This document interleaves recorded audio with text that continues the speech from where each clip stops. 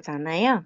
그래서 네, 실제로 강의를 준비하시는 것처럼 내가 프롬프트 엔지니어가 되어서 같이 템플릿도 만들어 보고 프롬프트 실습도 해 보고 하는 시간을 많이 가질 예정입니다. 네. 저는요, 지금 디지털융합교육원의 경기북부 지회, 그리고 한국 AI 리터러시 강사협회에서도 경기북부 지부를 맡고 있고요.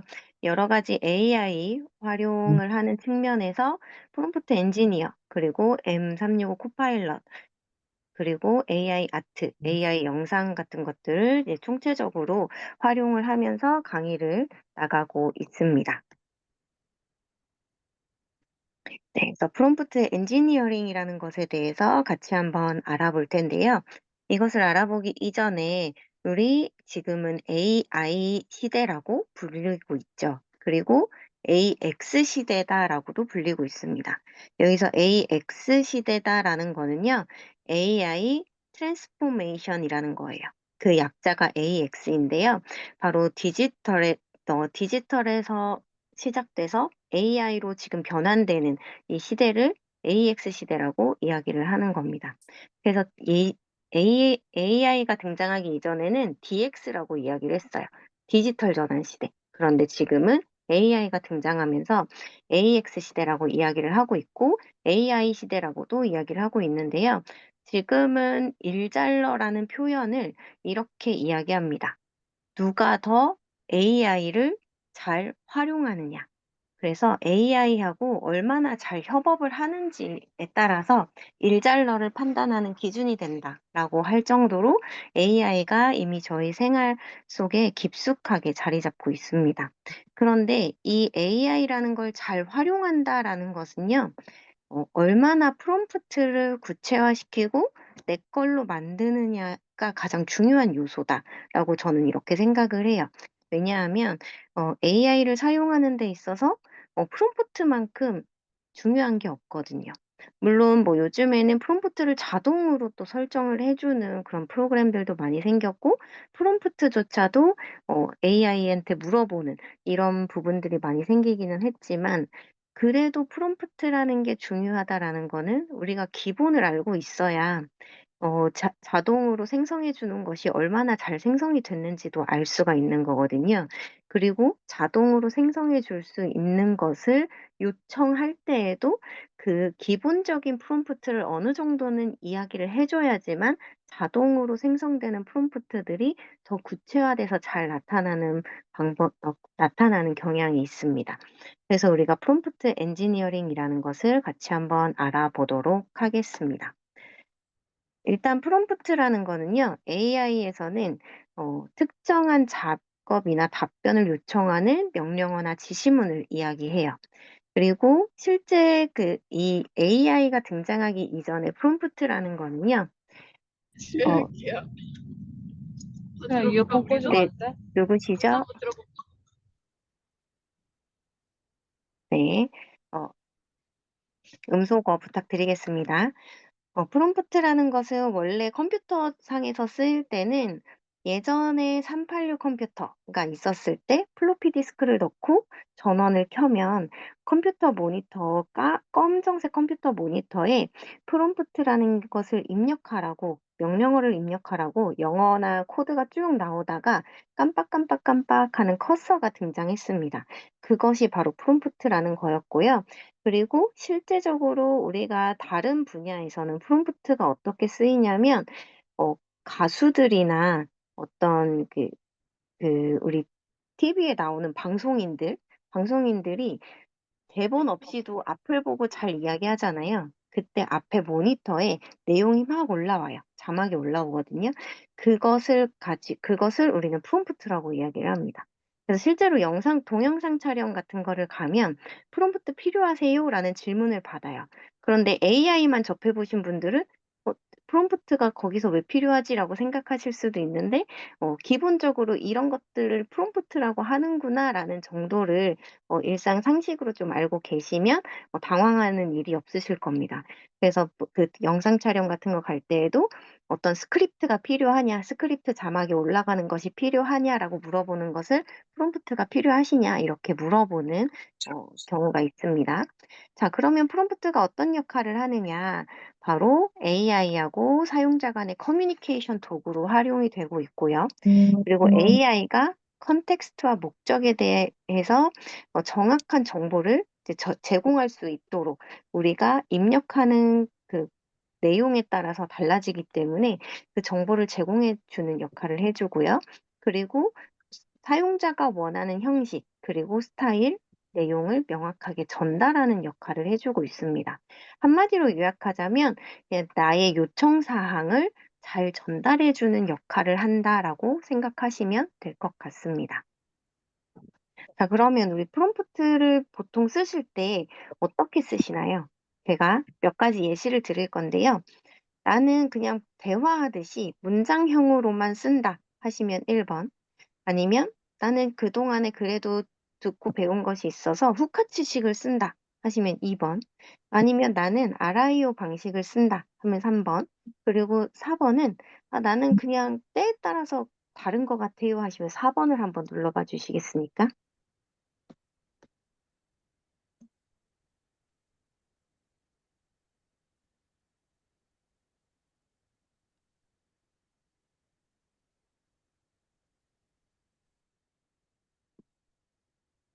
네, 보니까 문장형으로 쓰시는 분들이 많고 그리고 때에 따라 다르게 쓴다라고 하시는 분들도 계시네요. 네, 좋습니다. 그러면 이 프롬프트라는 게 어떻게 발전했는지부터 우리 차례차례 좀 살펴볼 필요가 있을 것 같아요. 맨 처음에 우리가 AI, 챗GPT가 등장했을 때 아마도 이런 식으로 질문을 많이 했을 겁니다. 제로샷 프롬프트라고 해서요. 예시 없이 직접적인 지시만으로 작업 수행을 요청하는 거죠. 그래서 간단한 질문, 명확한 지시에 적합한 이런 내용인데요. 네, 바로 이런 겁니다. 오늘 이거를 영어로 번역해 주세요. 그리고 간혹 혹자는 이렇게도 사용을 했어요. 네이버나 구글에서 검색하듯이 그냥 그런 질문들을 하는 거죠. 아무런 예시나 어떠한 뭐 조건이나 이런 것들을 주어주지 않고 우리가 네이버나 구글에서 검색창에다 검색하듯이 그냥 뭐에 대해서 알려줘. 음, 이게 뭐야? 이런 식으로 질문을 많이 했습니다. 오늘 날씨 어때? 뭐 이렇게 물어보기도 하고. 그래서 이걸 하다가 어떤 식으로까지 얘기를 했었냐면 정말 없는 이야기를 지어내서 물어보는 이런 경우들도 발생을 했었고요. 그러면서 할루시네이션에 대한 이야기들이 계속 나오게 되었었던 거죠. 물론 지금도 할루시네이션이라는 거는 있지만 그 초창기에는 굉장히 심했었습니다. 없는 얘기도 상상으로 지어내서 계속해서 생성해내는 이런 것들을 좀 볼 수가 있었어요. 그래서 제로샷 프롬프트라는 거는 정말 우리가 진짜로 검색창에 검색하듯이 아무런 예시도 없이 아무런 조건도 없이 그냥 단순하게 질문하는 거. 이것을 제로샷 프롬프트다라고 생각하시면 되겠습니다. 그 원샷 프롬프트는요, 한 가지 예시를 드는 거예요. 그래서 한 가지 예시를 드는 건데요. 맥락 제공 모델의 원하는 형식을 제시하면서 중간 복잡도의 작업에 효과적인 거죠. 그래서 예시를 하나 들었기 때문에 좀 거기에 걸맞는 내용으로 이렇게 해주거나 아니면 그 예시의 형식하고 비슷하게 답변을 해주는 경향이 있습니다. 여기 보시면 이제 원샷 프롬프트는 이런 거예요. 사과는 건강에 좋다. 그러면 사과는 풍부한 영양소를 함유하고 있어 건강에 유익합니다. 이런 출력 결과가 나온다. 그러면 운동은 중요하다라고 입력했을 때 출력은 어떻게 나와야 하느냐? 이것을 프롬프트 자체에 입력을 하는 겁니다. 한번 여러분들 같이 한번 해보시겠어요? 여기 보시면 이 내용 자체를 그냥 그대로 입력을 하는 거예요. 챗GPT에 가서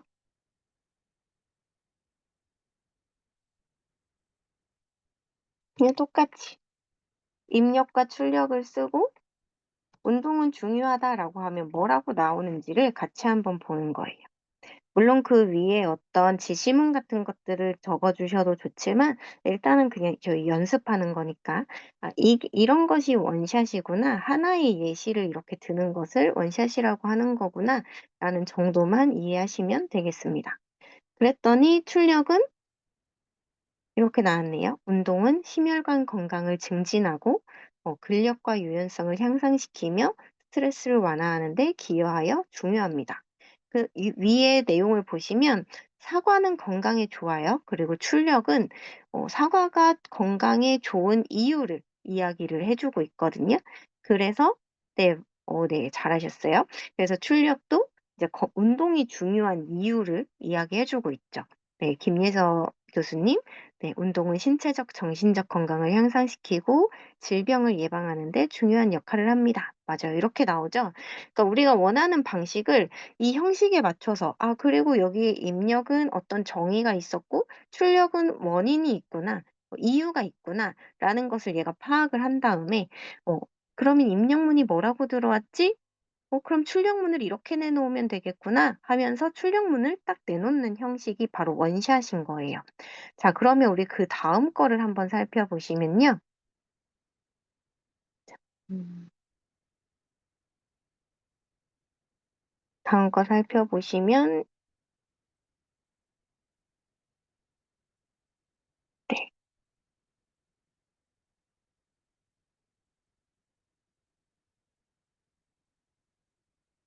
원샷 다음에 나오는 것이 있죠. 혹시 원샷 다음에 뭐가 나올까요?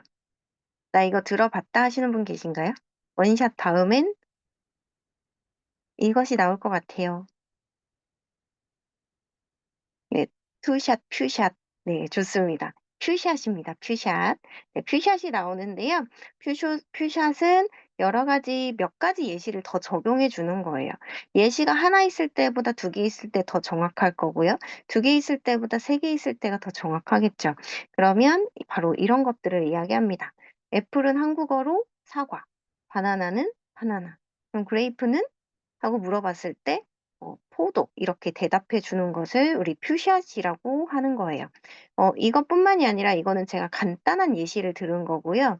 예시를 들을 때 질문 답변 이런 식의 예시뿐만이 아니라 예시를 한 두 가지, 세 가지 집어넣어 놓고 보고서 같은 것도 비슷해요. 보고서 같은 경우에도 예시 파일이 여러 가지 있을수록 더 구체화시켜서 그 양식에 맞는 내용들을 잘 집어넣어 줍니다. 그래서 프롬프트 같은 경우에 저는 그 이전에 아마 저하고 공부하셨던 분들 중에 제가 프롬프트를 패들렛에 막 모아 놓는 걸 보신 분이 계실 거예요. 그 이후로 인제 직원분들이 많이 그런 식으로 이용을 하신다라고 제가 전에 들었었는데 그렇게 한 곳에다 잘 모아 놨다가 어떤 예시를 '내가 보고서를 써야 돼.' 그러면 보고서에 해당하는 프롬프트들을 찾아서 예시로 다 집어넣어 주면 그것과 비슷한 그것들을 다 토대로 해 가지고 프롬프트를 또 멋있게 만들어 주기도 하고요. 그래서 저는 요즘에 이렇게 패들렛에 모아 놓는 것뿐만이 아니라 그 보고서 프롬프트들만 모아 놓은 챗봇을 만들어 놓기도 합니다. 네. 그래서 보고서 프롬프트만 모아 놓은 챗봇, 영상 관련해서 영상 프롬프트만 모아 놓은 챗봇, 이미지 프롬프트만 모아 놓은 챗봇 이것들을 따로따로 만들어 가지고 제가 그렇게 프롬프트를 생성해 내는 데 도움을 받고 있어요. 그래서 단순하게 "이것에 대한 이미지 프롬프트를 만들어 줘." 이게 아니라 그동안에 잘 짜여졌던 것들을 토대로 구조화해서 프롬프트를 하나 네 만들어 내는 거죠. 이게 저의 팁이기도 합니다. 그래서 다른 사람들이 잘 알려주지 않는 부분들을 인제 수업 시간에 강의를 나가서 "이렇게 해서 프롬프트를 관리하시면 조금 더 좋습니다." 하고 다른 사람들이 하지 않는 응용된 부분들을 쭉 한두 가지씩만 알려드려도 굉장히 좋아한다라는 부분을 한 가지 짚고 넘어가겠습니다. 자, 그러면 우리가 퓨샷까지 나오고 나서 어떤 게 또 있을까요? "나 들어봤다."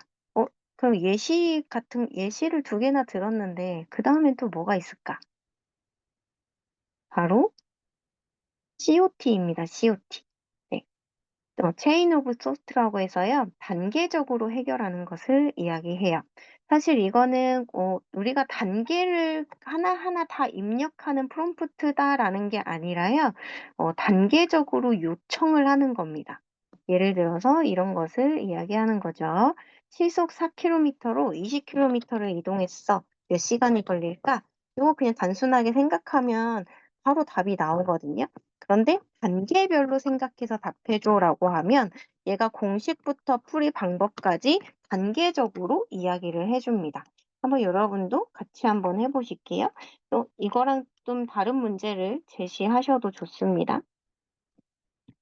그래서 단계적인 거는 약간 이렇게 좀 수학적인 이야기를 하거나 아니면 논리적인 문제 해결이 필요한 경우에 그럴 때 많이 사용이 된다라고 보시면 될 것 같아요.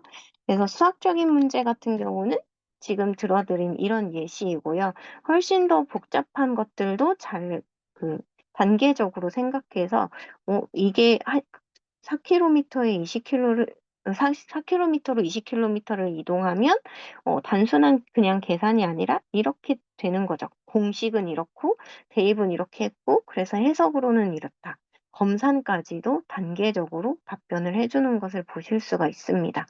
그래서 이런 단순한 문제뿐만이 아니라 좀 복잡한 문제들을 해결해 나갈 때, 그리고 논리적인 답변을 꼭 얻어야만 할 때, 이럴 때 좀 많이 사용되는 부분이다라고 보시면 될 것 같아요. 네. 그리고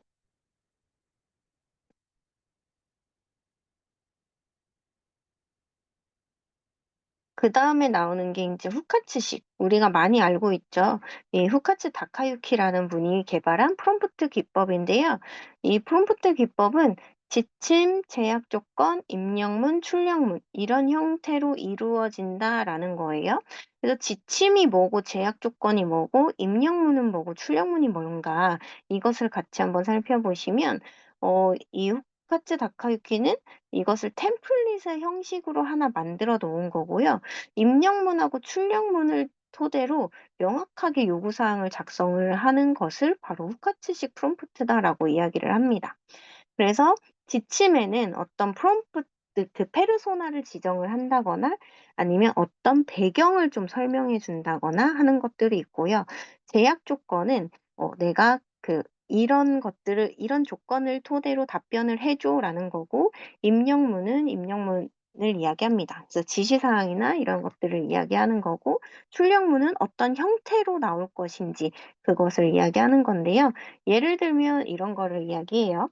당신은 업무 관련 칼럼 작성 전문가입니다. 아래의 제약 조건과 입력문을 기반으로 최상의 결과를 출력하세요. 그리고 제약 조건으로는 공식적인 어조로 작성, 전문 칼럼니스트처럼 작성, 칼럼의 형식 중 서론, 본론, 결론의 형식으로 작성, 소제목은 넣지 않고 문장의 형식으로만 이어서 작성. 어, 인터넷 검색을 통해 관련 업무를 찾아보고 업무와 관련된 내용으로 작성할 것. 다음 입력문은 향후 5년간 생성형 AI의 발전을 통한 AI 강사로서의 업무 효율 방향. 칼럼을 읽는 대상은 새로운 직업을 찾는 은퇴자. 출력문은 천자 이내로 문서로 작성. 이렇게 하는 것을 이야기합니다. 제가 지금 이 후카츠식 프롬프트를 여러분들한테 드릴 건데요. 실제로 칼럼을 한번 지금 작성을 해 보실게요. 그래서 칼럼을요. 지금 제가 드린 거 그대로 쓰지 마시고요. 제약 조건은 뭐 비슷하겠지만 여기 입력문, 내용 있죠. 주제도 바꿔보시고 칼럼을 읽는 대상도 바꿔보시고 출력문의 형식도 살짝 바꿔서 지금부터 한 10분 정도 시간을 드릴 테니까 칼럼을 완성해서 한글 파일로 저한테 개인톡을 보내주시면 제가 차례대로 선착순 5분까지는 칼럼을 이번 주 내로 한번 올려봐 드리도록 하겠습니다. 네.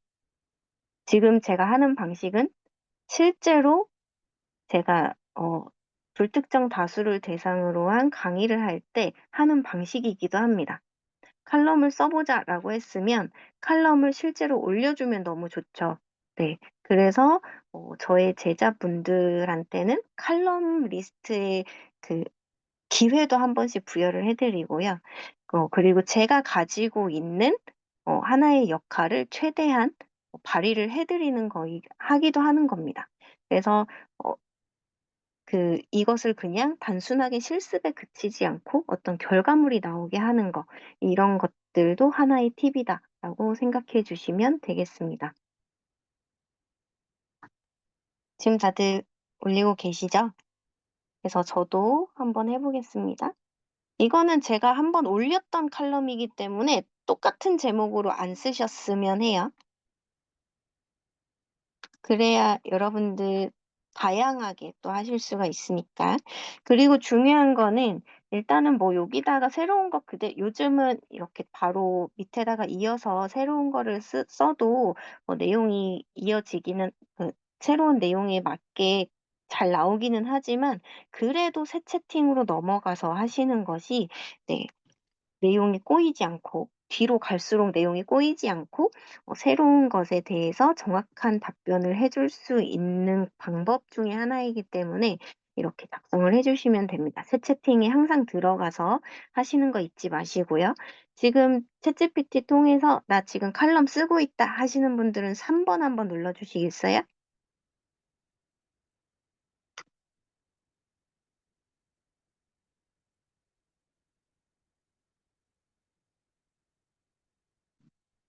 네, 좋습니다.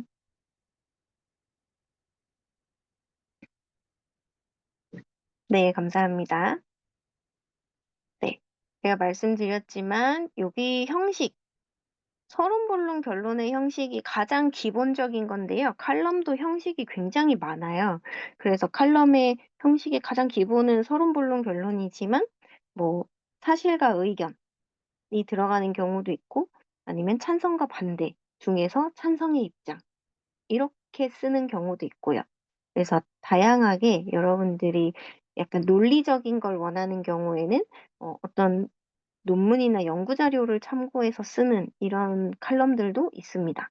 그래서 여러분들이 그 형식도 한번 지정을 해보시고요. 소제목 넣지 않는다라는 거는 제가 소제목이 중간중간 들어가는 걸 별로 좋아하지 않아서 이렇게 쓴 거지, 여러분들은 소제목을 중간에 몇 번 넣으셔도 상관은 없습니다.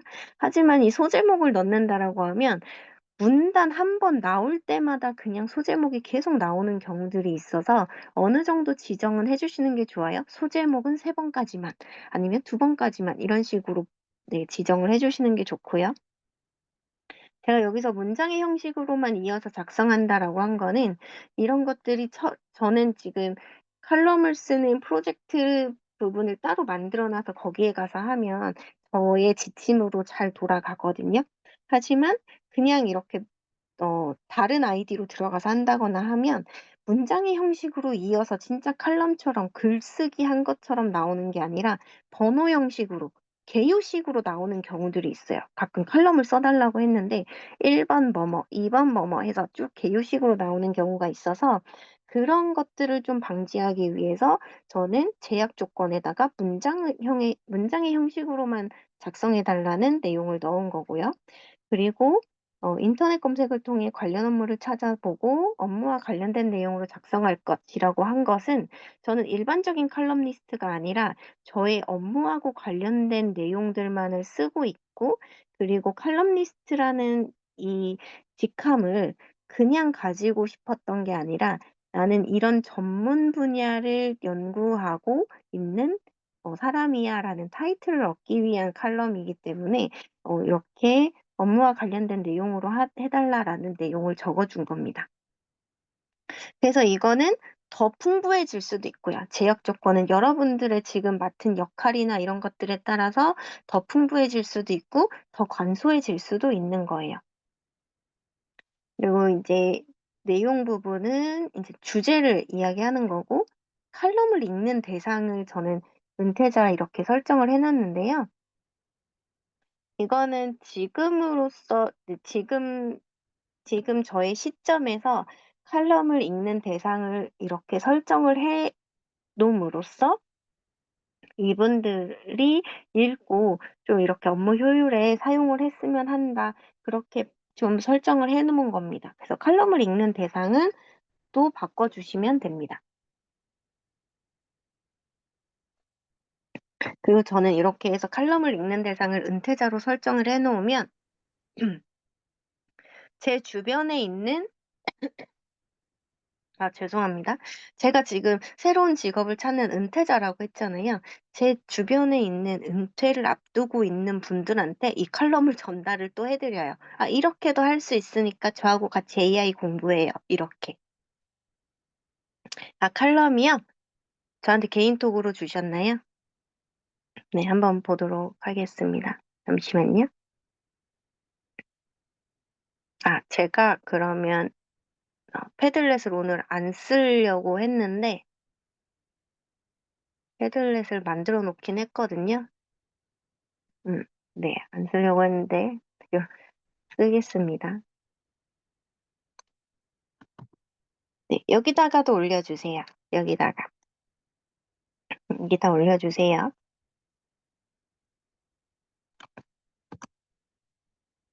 네, 칼럼 여기다 올려주세요. 제가 카톡도 이따가 쉬는 시간에 한 번씩 확인은 하겠습니다.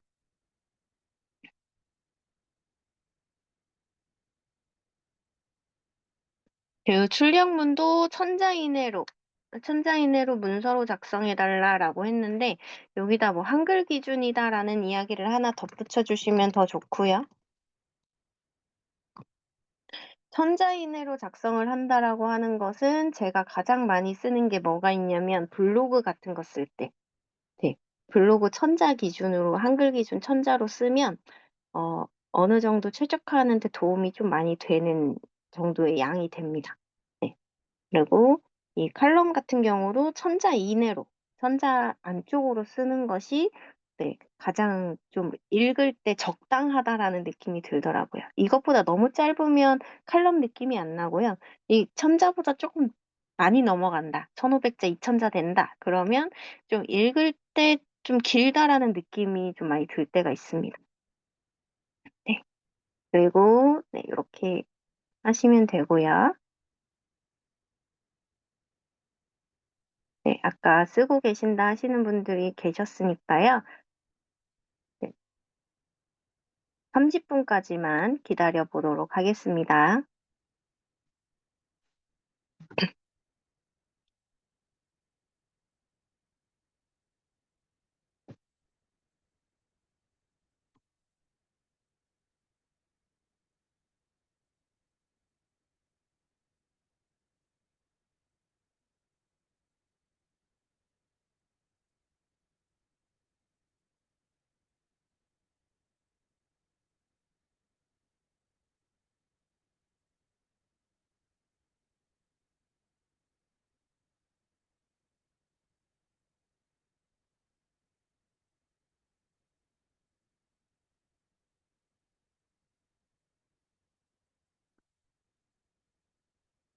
패들렛 여기 보시면 칼럼이라고 써 있는 부분이 있습니다.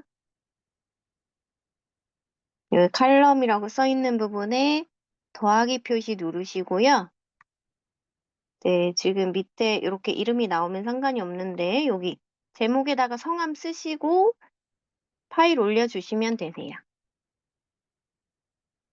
성함 쓰시고 파일 올려주시면 되세요.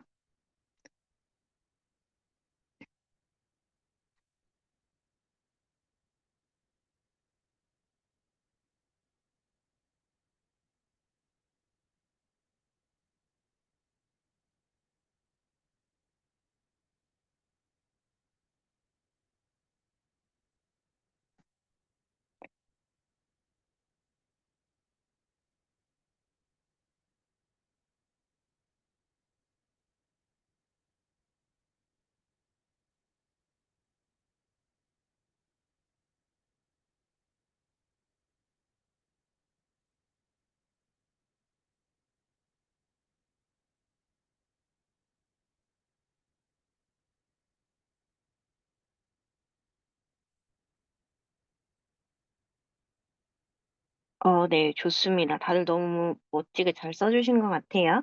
이거는 제가 이따가 한 번씩 더 확인을 해보고, 네, 주중에 한 번씩 좀 피드백을 드리거나 하는 방향으로 하도록 하겠습니다. 네. 감사합니다. 자, 그러면 포카치식 프롬프트가 요거 하나뿐은 아니겠죠? 그 기본적인 양식은 똑같아요. 기본적으로 지침, 제약 조건, 입력문, 출력문 이런 형식으로 나온다라는 거는 똑같지만 여기 보시면 저는 이제 기업이나 공공기관이나 이런 쪽 많이 나가고 있는데요. 마케팅 전략가다. 이거는 기업 어디든지 꼭 필요한 분야이거든요. 그래서 여러분들은 이런 것들이 꼭 필요합니다. 그래서 마케팅 전략가다라는 이 안에서 이 내용 안에서 여러분이 내용을 좀 바꿔보는 연습을 해보실 거예요. 내용을 좀 바꿔보는 연습. 근데 제가 아까 말씀드렸듯이 저는 프롬프트를 다 모아놓고 챗봇도 쓴다라고 이야기했죠. 그래서 여러분들도 그런 것을 이용하셔도 좋습니다. 제가 그래서 여기 제가 적어놓은 후카츠식 프롬프트 예시를 하나 드릴 테니까 여러분들이 마케팅 전문가가 되어서 기업에 나가서 마케팅 관련한 프롬프트를 제안할 때 어떻게 쓸 것이냐라는 것을 정해주시면, 한번 해보시면 좋을 것 같아요. 근데 이 마케팅이라는 것도 내가 나가는 회사마다 굉장히 다 다를 겁니다. 그래서 제가 하나, 그, 산업을 하나 말씀을 드리면, 음, 식품회사라고 가정을 해볼게요. 그래서 식품회사를 내가 지금 나갈 거고, 식품회사에 나가는데 이 마케팅 관련해서 프롬프트를 짜서 가야 하는 상황이다.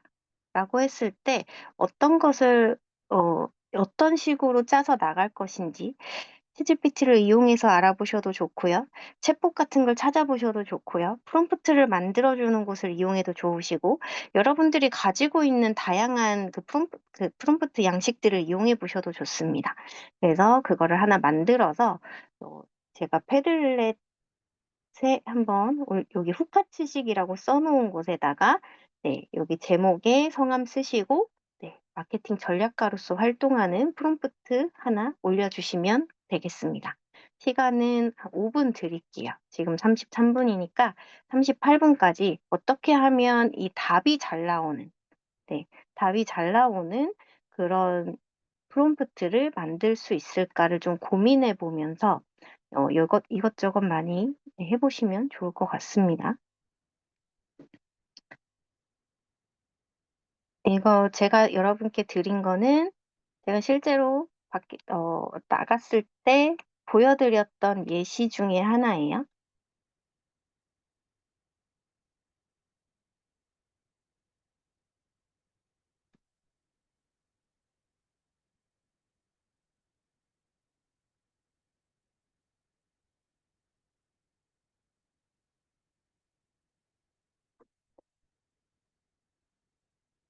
마케팅 전략인데 이거 소셜미디어 마케팅이기 때문에 예산도 정해뒀고요. 소셜미디어니까 타겟도 네, 밀레니얼 세대로 정했고요. 그다음에 3개 이상의 소셜미디어 플랫폼을 활용해야 한다. 그러면 이 500만 원이라는 예산을 3개로 나누면 한 130 정도 쓸 수 있겠죠. 하나의 플랫폼당. 그리고 캠페인 기간은 1개월이다. 이런 것들 조금 제약을 걸어뒀고요. 입력문은 내가 지금 마케팅을 하고 싶은 제품에 대한 그 특징과 가격, 뭐, 이 제품명, 이런 것들을 적은 거고, 출력문 형식은 이제 마케팅 전략을 이렇게 제안해 주세요 한 겁니다. 전략을. 그냥 마케팅을 할 수 있는 어떤 내용을 적어달라가 아니라 마케팅 전략을 세워달라라고 하는 거예요. 여러분들이 지금 식품회사에 내일 나갈 거다 생각하시고 마케팅 전략가로서 어떤 것을 하면 좋을지 네, 해보시면 좋겠습니다.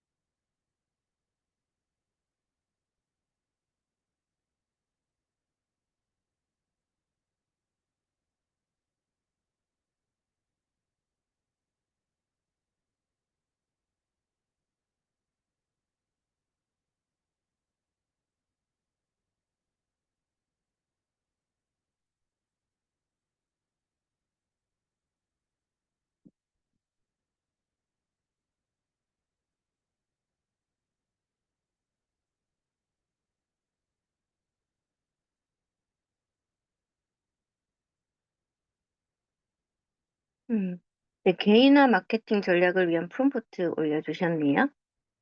개인화 마케팅, 고객의 구매 이력, 관심사, 행동 데이터를 분석하여 개인에게 최적화된 마케팅 메시지나 제품을 추천하세요. 네. 고객 만족도를 높이고 구매 전환율을 극대화할 수 있습니다. 해서 마케팅 전략 제목은 개인화 마케팅으로 했고요. 강의용 후카치식 프롬프트, 역할 설정, 네, 이제 10년 경력의 베테랑 마케팅 컨설턴트다. 라는, 네, 페르소나를 넣어줬고요. 고객 평생 가치를 극대화하는데 특화되어 있는 사람이다. 라는 것까지 역할로 넣어주었습니다. 그다음에 기업, 제품, 고객 특징, 문제점, 네, 상황과 목표 이렇게 배경으로 설정해줬고요. 명령은 이제 지침이 되겠죠. 입력문이 되겠죠. 입력문. 이 상황을 바탕으로 카페올로지의 고객 이탈률을 10% 미만으로 낮추고 구매율을 높일 수 있는 개인화 마케팅 전략을 3단계에 걸쳐서 구체적으로 제시해 주세요.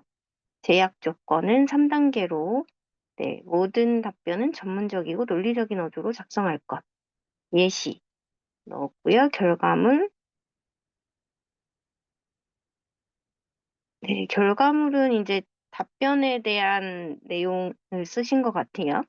네, 후카츠식에 지금 들어가야 될 것 중에 하나가 출력물인데, 출력문인데, 지금, 네, 완벽하게 그 후카츠식이라고 보기는 뭔가 애매한 부분들이 있네요. 네.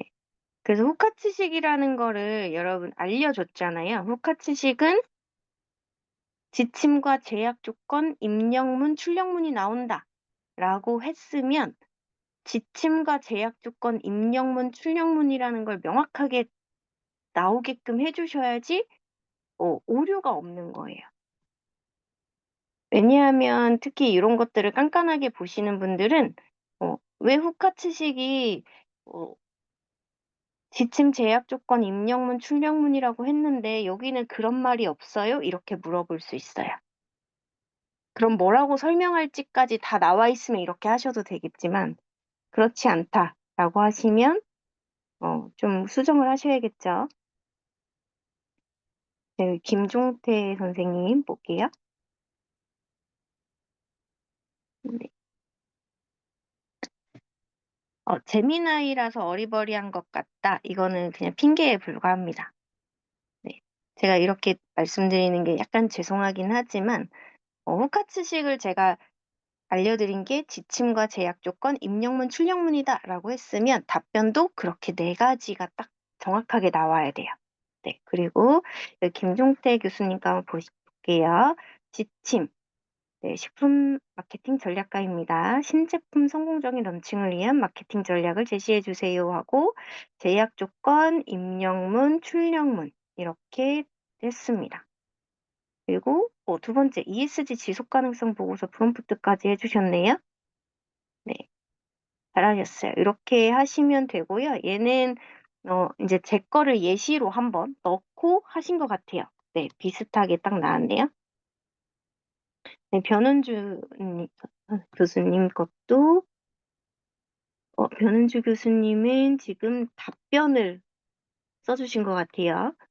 네, 저는 프롬프트를 만들어서 올려달라고 말씀을 드렸습니다.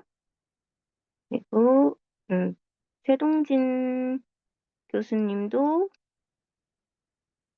지금 답변을 올려주신 것 같아요. 네, 답변을 올려주셨습니다.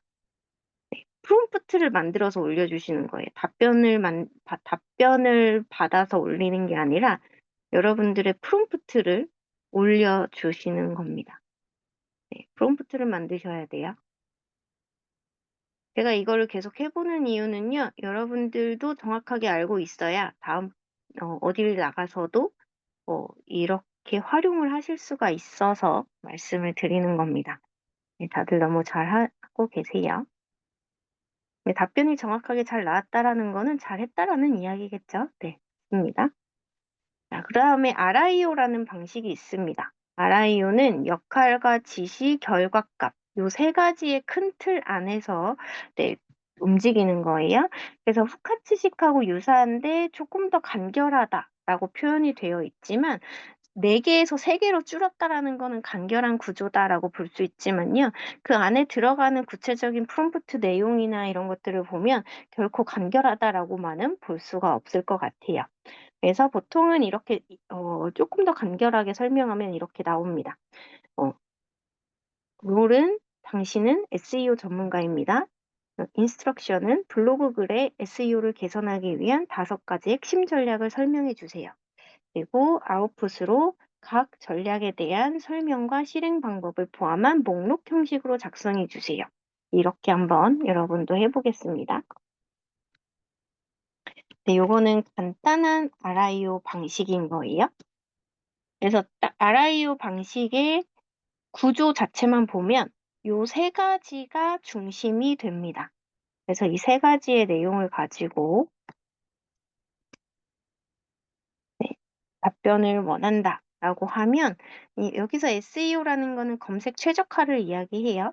그 검색 엔진 최적화를 이야기하는 거기 때문에 특히나 블로그 같은 경우는 검색 엔진 최적화가 정말 중요합니다. 그래서 우리 최적화 몇이냐, 준체 몇이냐, 최적 몇이냐 이런 거 물어보잖아요.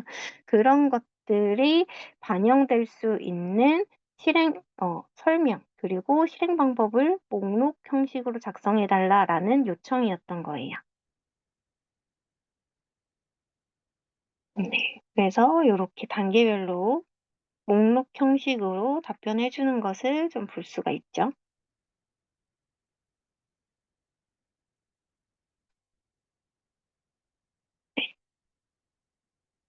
그래서 이렇게 해보실 수가 있고요. 그 다음에 이제 제가 RIO가 결코 그냥 단순하게 간결하다라고만 표현할 수 없다라는 것은 쓰이는 목적과 방향에 따라서 이렇게도 나올 수가 있습니다. 네, 그래서 요거를 가지고 한번 여러분들이 가로 안에 있는 내용 같은 것들만 살짝씩 바꿔서요. RIO 방식의 프롬프트. 사실, 대중들이 원하는, 그냥 일반적인 분들이 원하는 RIO 방식은 방금 설명드렸던 요 세 문장 정도로 표현할 수 있을 정도로 간결한 걸 원하지만요. 우리가 템플릿을 하나 만들어가지고 어디에 제공을 한다라고 했을 때에는 이 정도의 구체적인 내용이 들어가 줘야 되거든요. 그래서, 네. 지금 이거 너무 길어서 여기도 다 안 들어가네요. 패들렛에 올려볼게요. 줌에 한 번에 다 안 올라가서 패들렛에다가 여기다 올려보겠습니다.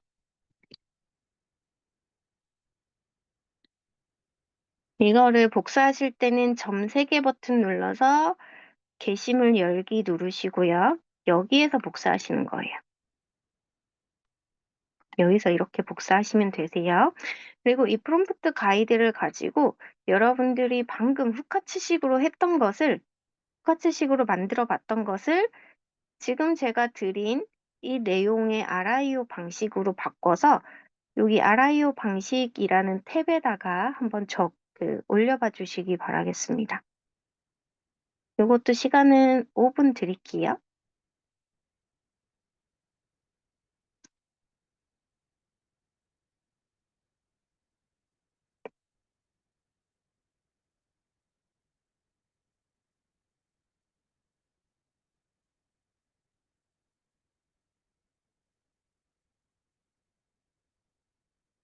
예시를 가져가서 후카츠식으로 만들었던 걸 이걸로 바꿔줘 이렇게만 하셔도 됩니다.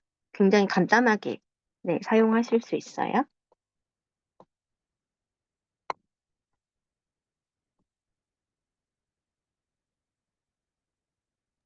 유채린 교수님, 네, 지금 방금 그 하라고 하는 실습, 내가 설명을 듣는 걸 놓쳤는데, 다시 한번 설명해 주실래요?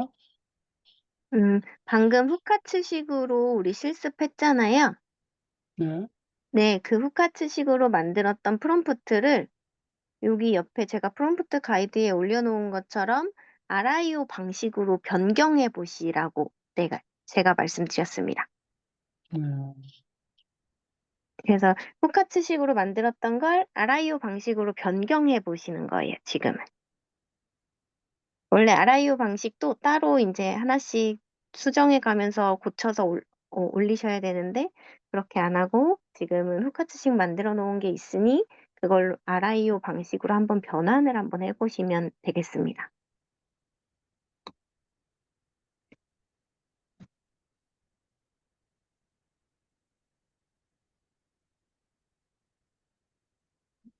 네, 김수진 교수님 빠르시네요.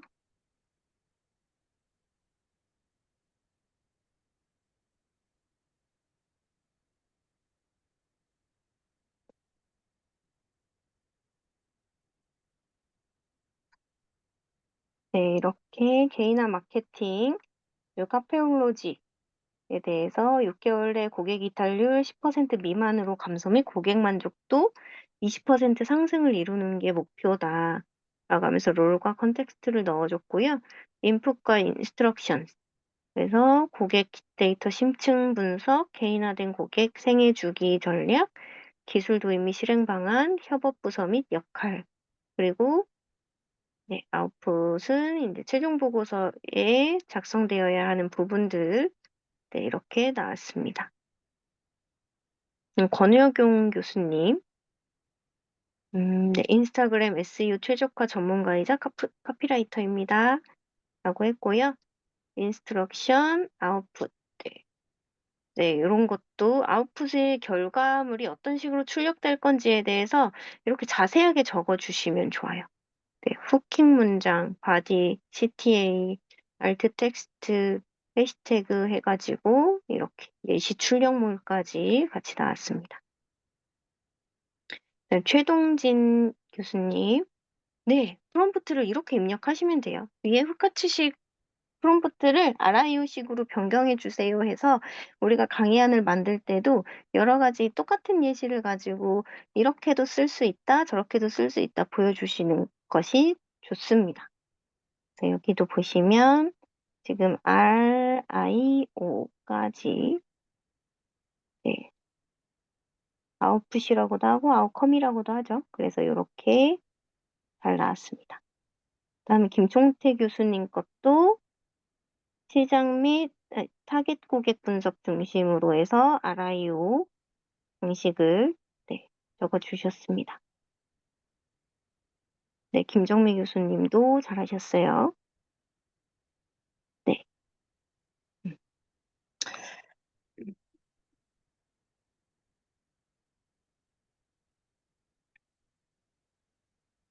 네, 감사합니다. 그러면 우리 10분 쉬었다가요. 네, 3시부터 다시 시작을 네, 3시 맞죠? 3시부터 다시 시작을 할 건데요. 그 전에 또 프롬프트 관련해가지고 후카츠식 알아요, 그리고 앞서서 제가 설명했던 부분, 그리고 평소에 프롬프트에 대해서 궁금하신 점이 있었던 분들은 채팅창에 남겨주셔도 좋고요. 이따가 또 Q&A 시간 있으니까 메모해 두셨다가 질문 남겨주시면 감사하겠습니다. 3시에 뵙겠습니다.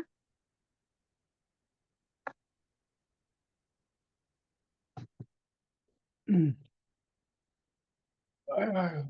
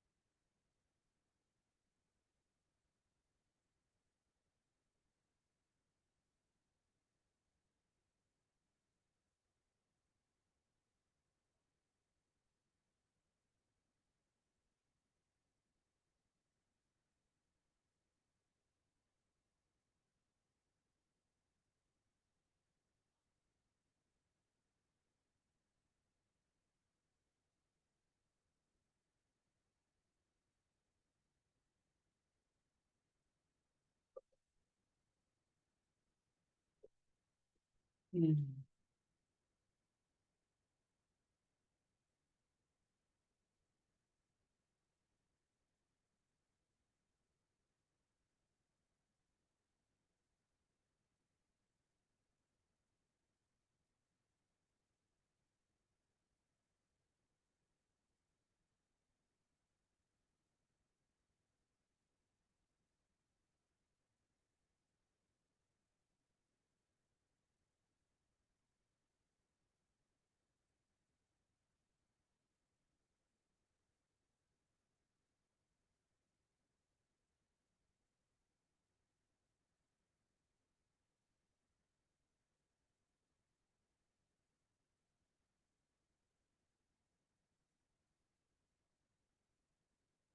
음.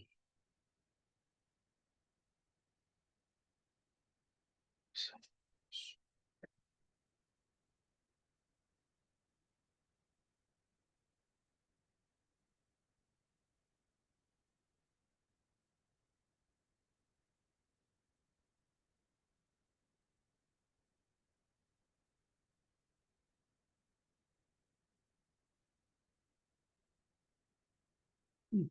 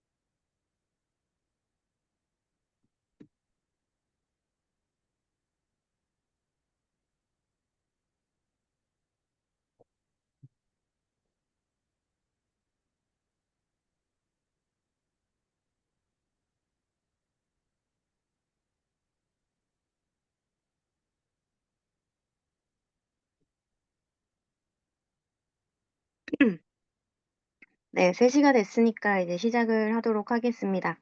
자리에 돌아오신 분들은 2번 남겨주세요.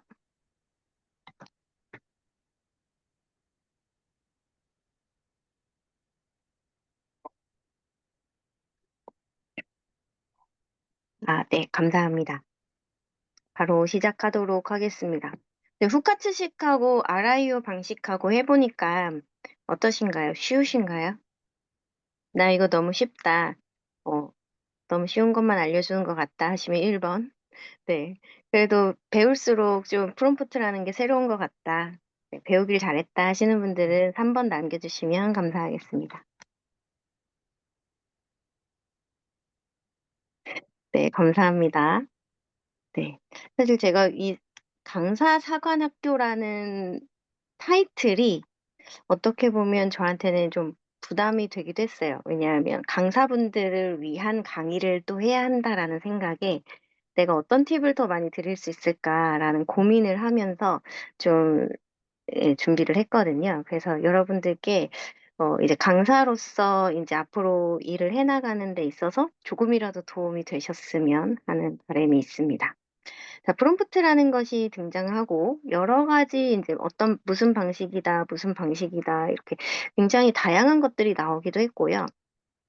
영어를 어떻게 해석하느냐에 따라서 조금씩 다르게 받아들이는 부분들도 사실 있었어요. 그러면서 이제 뭐 중의적으로 표현되는 부분들도 있었고요. 그리고 지금 후카츠식하고 아라이오 방식을 좀 대표적으로 같이 실습을 해봤고요. 이제 RAG, 레그라고 이야기하죠. 이 레그라는 것은 사실 하나의 어떤 딱 정해져 있는 프롬프트 양식이 있다라고는 할 수 없습니다. 왜냐하면 특정 정보가 필요한 경우에 검색을 통해서 하는 거거든요. 그래서 이 검색을 통해서 외부의 데이터베이스에서 검색된 것을 가지고 검색된 정보를 프롬프트에 추가하는 거예요. 그리고 그 프롬프트에 검색된 정보를 중간에 이게 검색된 정보야라는 내용을 넣어주고 나서 프롬프트를 또 증강해서 이 기반으로 답변을 해달라라고 요청을 하는 건데 사실 요즘은 제가 봤을 땐 요거는 크게 의미가 많이 없는 거다라고 생각이 드는 게 이제 챗GPT도 그렇고 그 외에 다른 생성형 AI들의 검색이 들어가 있죠. 검색 기능이 들어가 있고 검색을 통해서 알려줘서 보고서 형식으로 답해줘. 그러면 그 검색을 토대로 보고서 형식으로 작성을 해주기도 하고 그리고 그 검색을 토대로 연구 보고서처럼 정말 연구 심층 리서치를 하기도 하죠. 그래서 이 검색이라는 것이 퍼플렉시티가 등장하기 이전에는 레그 방식이 되게 신선했고, 되게 좋은 방식이다라고 했었는데, 퍼플렉시티가 등장하고 나서부터는 검색을 기본으로 하는 생성형 AI다라는 것이 굉장히 핫해졌고, 지금은 그게 아주 기본에 깔리게 되어 있는 이런 상황이다라고 보시면 되겠습니다. 그러면 여러분들 생각하실 때, 실제로 이런 질문들이 간혹가다 나오거든요. 네이버나 구글에서 검색하는 것과 생성형 AI, 챗GPT에서 검색하는 게 뭐가 달라요? 라는 질문을 받으면 여러분들은 뭐라고 답변하실 건가요? 답변 채팅창에 남길 시간 2분 드리겠습니다. 실제로 이런 질문이 나에게 들어왔다. 그럼 어떻게 답변을 하실 건지 채팅창에 빠르게 한번 작성해 주시면 감사하겠습니다. 질문의 요지는 검색을 하는 포털 사이트에서 검색하는 것과 생성형 AI 툴에서 검색하는 것이 어떤 차이가 있는지입니다.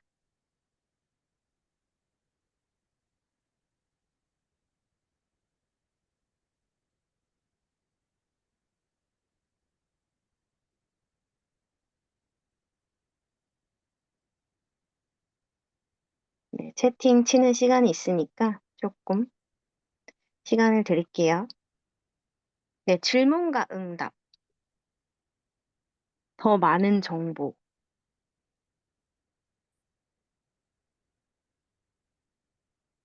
손종열 교수님 지금 마이크 켜실 수 있으시면 질문과 응답이라는 게 어떤 의미인지 한번 말씀해 주실 수 있으실까요?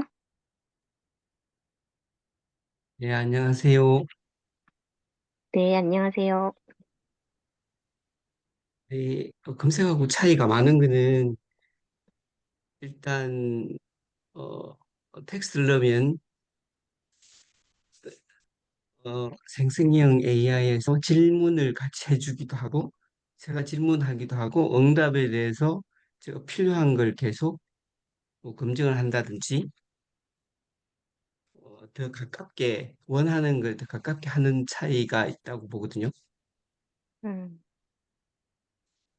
네, 그것도 맞습니다. 자, 그럼 우리 변은주 교수님 한번 답변해 주시겠어요? 네, 저는 네이버 같은 데서 찾다 보면 제가 원하는 답을 찾기가 쉽지 않았는데요. AI에서 찾으니까 확실히 제가 원하는 답을 찾기가 쉬울 것 같아요. 그만큼 이제 그 멀티모달이기 때문에 가능한 거 아닌가 하는 생각을 합니다.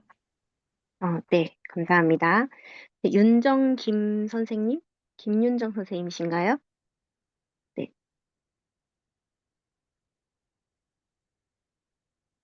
마이크 켜실 수 있으실까요? 네, 알겠습니다. 지금 AI가 직접 답을 선별해서 레퍼런스를 제공한다. 네, 이것도 맞고요. 유인숙 교수님 지금 요거는 답변을 찾으신 것 같아요. 그쵸? 유인숙 교수님이 네, 아래쪽에다가도 답변을 기반으로 대화를 주고받을 수 있다는 게 가장 큰 차이점이 아닐까요? 라고 하셨는데 설명 한번 해주시겠어요? 보통 네이버나 이런 포털 사이트에서 검색을 했을 경우에는 그 검색 기반으로 다른 작업들을 할 수는 없잖아요. 하지만 생성형 AI에서 다양한 출처를 통해서 그 답변을 제공해 줬을 때 그 퍼플렉시티 같은 경우는 연관 질문을 제시해 주기도 하지만 다른 AI 사이트에서는 AI 도구에서는 그 답변을 기반으로 내가 궁금한 것을 다시 대화를 통해서 주고받고 또 아이디어라든지 인사이트를 얻는다는 점이 가장 큰 차이점이 아닐까 싶습니다. 네, 좋습니다. 그리고 네, 좀 밑에 다 읽어드릴 수는 없을 것 같아서 김수현님의 답변도 있었고요. 최동진 교수님, 최소은 교수님, 네, 김종태 교수님 다 좋은 답변을 해주셨어요. 그런데 여기서 최소은 선생님이 지금 포털은 찾는 도구고 생성형 AI는 설명해주는 도움이다 라고 했는데요. 이것과 가장 비슷한 것 같아요. 지금 한마디로 우리가 정의를 좀 내릴 수 있어야 되거든요. 그래서 포털에서 검색을 한다라는 것은 내가 검색을 했고요. 그럼 검색해서 리스트가 나옵니다. 검색한 리스트가 나와요. 그러면 그 중에서 내가 선택한 것만 볼 수가 있어요. 그죠? 이제 네이버에서 내가 검색을 한다라고 생각했을 때, 예를 들어서 AI의 정의라고 검색을 한다라고 하면 AI의 정의에 대해서 나와 있는 신문 기사, 뭐 블로그 글, 네이버 뭐 사전 이런 것들이 쭉 검색이 될 거고 그 중에서 내가 조금 신뢰가 가는 것 같은 내용을 클릭을 해야지만 그 내용을 볼 수가 있습니다. 그쵸? 그런데 AI에서 검색 기능을 사용한다라는 것은요, AI가 거기에 다 들어가서 AI에서 검색된 모든 자료들에 다 들어가서요, 하나로 모아서 정리해서 답변을 해주는 거예요. 그래서 우리가 생성형 AI에서 검색을 하는 것은 더 많은 정보를 한 번에 볼 수 있다라는 장점이 있는 거고요. 그리고 포털에서 하는 것은 어떤 장점이 있냐면 내가 가장 신뢰하는 것만 찾아볼 수가 있다라는 장점이 있습니다. 사실 생성형 AI에서 검색을 하면 허위의 그 검색 사이트들이 나오는 경우도 있고요. 정말 신뢰할 수 없는 기관이거나 신뢰할 수 없는 정말 여기가 어딘지 모르는 것들도 검색해서 막 다 끌고 오거든요. 그런 경우에는 걸러내기가 사실 조금 어려워요.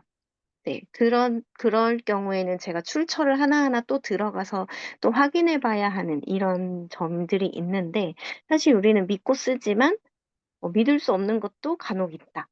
라는 단점이 또 있는 거죠. 그래서 이걸 하나를 가지고 한 번에 초안을 작성하거나 한 번에 어떠한 결과를 가지고 그걸 토대로 나는 질문을 더 이어가고 싶다라고 하면 생성형 AI에서 검색을 하는 것이 더 좋을 수 있고요. 그리고 나는 내가 정말 믿을 수 있는 곳에 찾아가서만 검색을 하고 거기에서 어떤 한 문장만이 정말 중요한 문장만 가지고 올 거야라고 하시면 포털에서 검색을 하셔가지고 신뢰할 수 있는 사이트로 연결해서 들어가는 것이 하나의 방법이 될 수 있는 거예요. 그래서 무조건 뭐 포털보다 생성형 AI가 좋아요. 생성형 AI보다 포털 검색이 더 좋아요. 이렇게 답변하시면 안 되고 장단점까지도 정확하게 구분해서 알려줄 수가 있어야 한다는 겁니다. 그래서 요거는 실제로 제가 받았던 질문이기도 하고, 그래서 저도 처음에 이런저런 차이가 있다라는 것들을 이야기하면서 정확하게 어떤 장단점이 있을까 이런 것들을 많이 연구해보고 책도 찾아보고 하면서 얻어낸 답변입니다. 그래서 여러분들도 대비를 좀 하시는 게 좋을 것 같아서 RAG 방식이 나온 김에 한 번 더 말씀을 드렸습니다. 좀 도움이 되셨나요? 도움 됐다 하면 5번 한번 눌러주세요. 네, 네, 감사합니다. 오늘 반응을 너무 잘해주셔서 너무나 감사하게 잘 진행하고 있습니다. RAG 방식은요, 이런 식이에요. 질문을 먼저 우리가 프롬프트로 하죠. 2024년 애플의 최신 아이폰 모델에 추가된 주요 기능은 무엇인가요? 라는 질문이 있어요. 그러면 내가 2024년 애플의 최신 아이폰 모델에 대해서 검색을 한 다음에 그 모델명과 출시일, 추가된 기능 같은 이런 특징을 검색을 찾아가지고 검색을 넣어주는 거예요. 그 다음에 이거를 내용을 참고로 해서 정확하고 간결하게 답변해 주세요. 라고 이런 식으로 검색한 결과를 또 집어넣어 주는 거. 뭐 API로 집어넣을 수도 있고 URL로 집어넣을 수도 있고 이런 식으로 문장으로 집어넣을 수도 있는데요. RAG라는 것은 그렇게 검색을 기반으로 한다라는 거라고 보시면 되겠습니다. 챗GPT에서만 해당되는 건 아니고, 모든 AI에서 그 프롬프트에 작성되는 내용들을 좀 살펴보면, 일단 역할이 부여가 되고요. 태스크, 무엇을 어떻게 해줘 라는 내용이 들어가고, 구체적인 맥락, 그리고 포맷, 예시가 있습니다. 사실 모든 요소가 다 구성될 필요는 사실 없고요. 이 중에서 중요도를 좀 따져보면, 무엇을 해달라고 하는 것인지, 그리고 맥락이 어떻게 되는지, 그리고 어떤 형식으로 할 건지, 그 다음에 뭐 역할 부여다라고 하는데, 사실 저는 역할 부여, 이거는 이제 공통적으로 많이 이야기하는 부분이고요. 이 역할 부여와 맥락이 좀 중요하다라고 저는 생각을 하는 사람입니다. 그리고 이 역할 부여에는 이 프롬프트, 이 AI가 작동해야 하는 역할도 있지만, 그렇게 해서 나온 결과를 읽을 사람, 이 나온 결과를 이용할 사람에 대한 역할도 부여해 줘야 한다라고 저는 생각을 합니다. 예를 들어서 아까 칼럼을 작성할 때에도 칼럼을 읽는 대상을 은퇴를 앞둔 사람으로 지정해 놓는 것처럼, 그리고 특히나 강의를 하시는 여러분들은 이 강의를 듣는 사람들이 뭐 마케팅을 하시는 분들인지 아니면 어떤 연구소에 속해 있는 사람들인지 공무원인지 아니면 학생인지, 학생도 뭐 초등학생인지 중학생인지 고등학생인지 대학생인지 이런 것들을 좀 따져가면서 하셔야 한다라는 거고요. 그다음에 무엇을 해달라라는 것은 어, 없어서는 안 되는 필수 요건 중에 하나죠. 이걸 작성해줘인지, 요약해줘인지, 알려달라는 건지, 커리큘럼을 짜달라는 건지, 카피라이팅을 해달라는 건지, 무엇을 해달라라는 것은 빼놓으면 안 되는 부분이다라는 겁니다. 그다음에 구체적인 맥락은 이제 배경을 이야기해요. 근데 배경을 설명할 때, 육하 원칙을 활용하라라고 이야기를 하는데요. 제가 이제 이 육하 원칙과 관련해서 드리는 말씀 중에 하나가 제가 신문 활용 교육을 꽤 오래 했어요. 근데 신문 활용 교육에서도 육하 원칙을 굉장히 많이 이야기를 합니다. 신문 기사에는 육하 원칙이 들어가 있다. 그런데 육하 원칙이 안 들어가 있는 경우도 있거든요. 육하 원칙이 다 6가지가 다 안 들어가 있는 경우들도 있어요. 특히 속보 같은 거 볼 때 육하 원칙을 다 따져가면서 쓰지는 않잖아요. 그래서 그래도 가장 중요한 게 뭐냐? 그러면 2W1H라고 합니다. 그래서 누가 무엇을 어떻게 했는지 이게 가장 중요하다라고 이야기하거든요. 그래서 구체적인 맥락을 이야기할 때도 누가 무엇을 어떻게 했는지를 잘 따져보셔야 합니다. 그래서 나와야 하는 내용이 무엇인지. 그래서 태스크와 컨텍스트는 꼭 들어가야 한다라고 저는 이야기를 하고 있어요. 그래서 여러분들이 쓸 때, 그 프롬프트를 쓸 때에도 누가 언제 어디서 무엇을 어떻게 왜 중에서는 어, 누가 무엇을 어떻게 할 것인지를 가장 먼저 좀 생각하면서 적어주시면 되고요. 출력 형식 같은 경우는 이제 여기 적혀 있는 대로 뭐 표 형식으로 할 건지, 마크다운 형식으로 할 건지, 나에게 지금 코드가 필요한지, 문장의 형식이 필요한지, 칼럼의 형식이 필요한지, 제목은 몇 개 들어가야 되고, 제목과 부제목은 어떻게 들어가야 되고, 소제목은 몇 개가 들어가야 되고, 문장의 어미는 뭘로 끝나야 되는지, 이런 것들을 다 종합적으로 이야기합니다. 그리고 예시는 뭐 작가풍이나 인물명, 책 이름, 뭐 사례나 예시, 뭐 스타일 이런 것들을 이야기하는데요. 뭐 작가풍이나 이런 것들은 이제 뭐 시나 소설 같은 거 쓰시는 분들 많이 이용을 하시고 또 아트 쪽으로 하시는 분들 많이 이용하시죠. 뭐 예를 들면 우리 한동안 참 유행했었던 뭐 지브리 스타일이라든지 이런 것들을 이용했었잖아요. 그래서 제가 지금 같이 해볼 수 있는 것들 중에서 이따가 또 알려드릴 것 같기는 한데요. 저는 프롬프트를 지금 가르쳐 드리는 거니까 아트 쪽으로 프롬프트 예시가 잘 나와 있는 가이드들이 몇 가지 있어요. 그래서 이 미드저니에 보시면 미드저니 프롬프트 가이드라고 있는데 혹시 보신 분 계신가요? 일단 미드저니 프롬프트 가이드를 직접 찾아본 적이 있다 하시면 1번 남겨주시겠어요? 없으면 0번.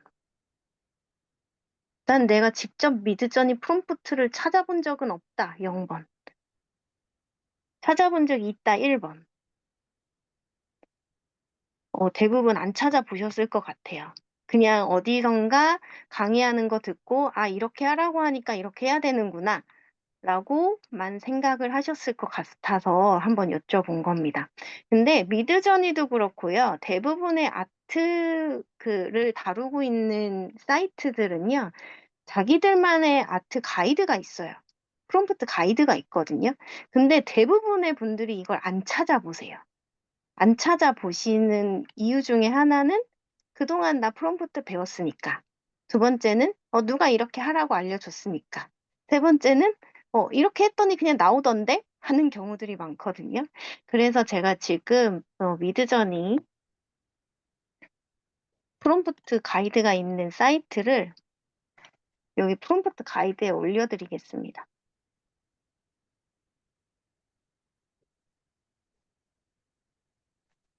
그리고 미드저니가 요즘 비디오도 나오죠. 미드저니에서 하는 비디오 프롬프트 가이드도 올려드리겠습니다. 네, 그리고 세 번째, 우리 영상 중에서 네, 제일 유명한 게 런웨이죠. 런웨이도 프롬프트 가이드를 올려드리겠습니다. 사실 여러분들이 그 사이트 들어가가지고 이것저것 눌러보면 다 나오는 거거든요. 안 찾아보셔서 그래요. 근데 저는 프롬프트를 공부하고 프롬프트를 알려드리고 뭐 자격과정을 운영하고 하면서 내가 해드릴 수 있는 게 무엇일까를 가장 먼저 이제 떠올리면서 했던 게 요즘 가장 관심 많은 분야가 AI로 영상 만드는 거, AI로 콘텐츠 만드는 거 이런 것들이 굉장히 많으셨거든요. 근데 여기 보시면 이게 AI 그 미드저니 아트 프롬프트 가이드예요. 그래서 여기 보시면 뭐 이 그림만 봐도 내가 정말 예술적인, 미술적인 공부를 많이 안 했더라도, 아, 이런 느낌을 쓰려면 이걸 써야 되는구나. 요 정도는 알 수 있잖아요. 그래서 여러분들이 요 페이지 정도는 저장을 해 놓으시고, 내가 그림을 그릴 때, AI로 그림을 그릴 때, 영상을 만들 때 활용을 많이 하셨으면 좋겠습니다. 여기 보시면 저도 다 미드저니하고 런웨이하고 둘 다 프롬프트 가이드 들어가면 다 영어로 써 있어요. 그래서 저는 항상 번역을 합니다. 이렇게 번역 누르시면 한국어로 번역하실 수 있잖아요. 우리 크롬창에 여기 친절하게 아주 잘 돼 있죠. 그래서 보시면 예술적 매체, 뭐 블록 인쇄, 볼펜 스케치, 네, 그리고 시아노타입, 그래피티. 제가 요거를 여러분들 알려드린 게 진짜 미드저니 쪽에서 진짜 유명하신 강사님도 이걸 모르시더라고요. 그래서 제가 알려드렸더니 되게 좋아하셨거든요. 그래서 여러분들도 이 부분은 꼭 짚고 넘어가셨으면 좋겠습니다. 네. 우리 문서로 쓰는 그런 프롬프트들만 템플릿이 있고 이렇게 했더니 잘 나오더라 하는 것이 아니라 이런 아트들도 프롬프트의 기본 사항이나 이런 것들이 있기 때문에 네, 많이 해보시면 좋고요. 연필 스케치, 우리 뭐 컬러링북 하시는 분들 이런 거 많이 쓰시잖아요. 연필 스케치. 그리고 픽셀 아트도 있고 유화, 아파. 좀 예술적인 그림 많이 하시는 분들은 이런 아파나 아크릴 붓기 이런 것들 많이 활용하시더라고요. 그리고 좀 이제 네온 사인 같이 디지털 아트 하시는 분들은 블랙라이트 페인팅 많이 하시는 것 같았고요. 그리고 여기 기간. 이 몇 년대의 그림풍을 가지고 그 연대에 따라서 그림풍이 조금씩 달라지잖아요. 그래서 그 연대로 찾는 거. 그리고 감정. 수줍은, 단호한, 슬픈, 즐거운, 화난, 행복하다, 우울한, 졸림. 이런 것들 찾아볼 수 있고, 그림 물감도 이렇게 보실 수 있습니다. 네, 그림 물감, 그리고 환경. 네, 이렇게 서론에서 나오는 거. 소금 평원, 밀림. 그러니까 우리가 생각하지 못했던 단어들이 여기에 또 많이 들어가 있으니까요. 많이 활용해 보시면 좋을 것 같고, 여기 옆에 메뉴에 보시면 제가 미드저니 그 비디오라고 했는데, 여기에 나와 있어요. 어디 나와 있냐면, 지금 제가 한글로 바꿨더니 또 못 찾겠네요. 여기 아래에 미드저니 비디오는 들어가 보시면, 네, 비디오, 프롬프트 이렇게 하면 된다. 써 있습니다. 요 정도만 알고 있어도 활용하는데 큰 어려움은 없으실 것 같아요. 네. 그리고 제가 영상 공부할 때 제일 많이 썼던 것이 바로 이 런웨이. 런웨이는요, 지금 여기 보시면, 젠4도 나와 있고, 요거 다 나와 있는데, 제가 처음에 접할 때만 해도 젠3, 젠2, 젠3 요때였거든요. 근데 젠3 때부터 가이드가 제대로 올라왔었던 것 같아요. 그래서 젠3 나오고 나서 젠4 이미지, 젠4 비디오 요거 클릭해서 들어가시면 네, 하나하나 살펴보실 수가 있고 여기에 예시들도 많이 나와 있습니다. 이렇게 하면 안 된다, 이렇게 하면 된다까지도 나와 있어요. 그래서 여러분들이 이 부분을 잘 활용을 하셨으면 좋겠고요. 그리고 여기 보시면 예시, 키워드와 아웃풋. 로우 앵글로 하면 이렇게 나오고 하이 앵글로 하면 이렇게 나오고 오버헤드는 어떤 장면이고 그래서 저는 요거 가지고 많이 공부했거든요. 왜냐하면 카메라 샷이 그냥 들었을 때 우리가 그냥 감을 잡는 것과 실제로 영상으로 했을 때 로우 앵글이라는 게 요 아래쪽에서 이렇게 크게 잡는 것을 이야기하는구나 하는 걸 그냥 느낄 수 있잖아요. 보면 바로 느낄 수 있는 하이 앵글은 항공에서 이렇게 찍는 게 하이 앵글이구나. 위에서 찍어서 저게 조금씩 멀어져 가는 모습이 보여지는구나. 그리고 얘는 오버헤드. 머리 위에서 바로 찍는 거. FPV는 뭔지 모르겠지만 요것도 전문 용어겠죠? 요거 전문 용어인데 이렇게 좀 카메라가 이 하나의 주인공을 가지고 카메라가 이리저리 움직이면서 네, 가는 것을 FPV라고 하는구나 라는 거 알 수 있고 핸드헬드는 이제 손으로 캠코더 들고 가면서 찍는 거. 그리고 와이드 앵글은 이렇게 앵글을 좀 넓게 잡아서 네, 각도 조정을 하는 거. 그리고 클로즈업은 다들 아실 거고 마이크로 시네마토그래피 요는 이렇게 아주 세세한 부분, 아주 작은 부분을 크게 드러내는 거. 오버 더 숄더는 어깨 너머로 보이는 부분. 트래킹 이렇게 해서 저는 이걸로 공부를 좀 했었습니다. 이 부분으로. 그래서 여러분들도 가이드를 내가 그 쓰는 툴들이 또 다르시잖아요. 뭐 클링 쓰시는 분들도 있으실 거고 파일로도 있으실 거고 그런데 들어가시면 네, 이런 헬프 센터 같은 게 있어요. 거기 들어가면 프롬프트를 볼 수 있는 곳이 다 있습니다. 네, 프롬프트 볼 수 있는 곳이 우리가 안 찾아봐서 그렇지 찾아보면 다 있거든요. 그래서 그런 것을 확인해 보시면 되겠습니다. 도움이 되셨나요? 네. 도움이 되셨으면 5번 한번 눌러주세요. 네. 아, 감사합니다. 그리고 지금 이제 제가 요렇게 구체적인 꿀팁이다라고 해가지고 많이들 사용하시는 내용을 좀 알려드렸는데요. 이것을 저는 다시 한번 정리를 해드리면 롤, 포맷, 태스크, example, 컨텍스트, 톤 이렇게 나눠볼 수 있는 것을요. WHO로 바꿔서 이야기합니다. 여러분들 아시는 분도 계실 거예요. 저한테 수업을 들으셨던 분들이나 이런 분들 많이 아실 거고 아까 제가 말했던 것에 또 힌트가 있습니다. 이 W라는 것이 무엇일까? H라는 게 뭘까? O는 뭘까? 이런 것들을 좀 상상해 보실 수 있을 것 같은데요.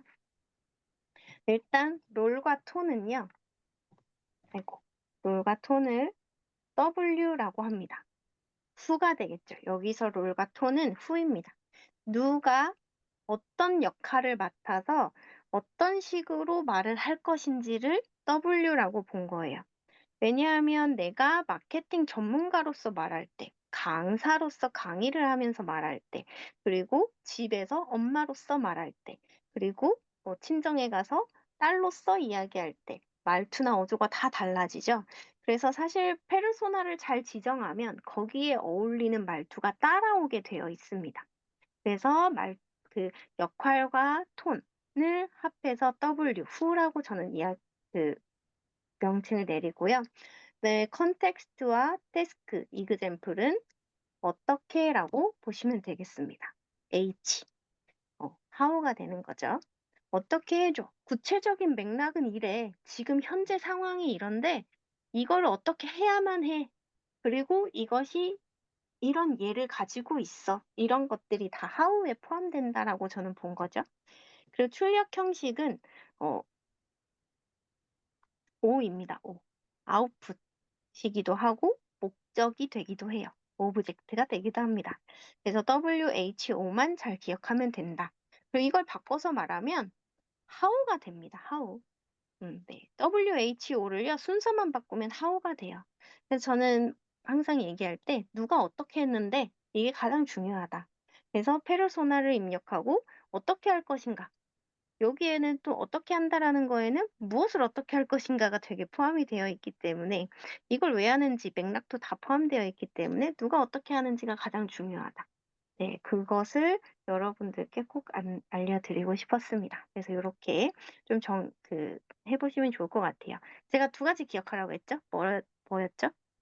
누가와 어떻게. 출력 형식은 얘기하다 보면 누가 어떻게 해요? 마케팅 전략가가 마케팅 전략을 세워야 돼요. 그러면 전략 기획 형식으로 나오든지 전략 보고서 형식으로 나오죠. 오는 따라오는 거다라고 생각하시면 좋을 것 같아요.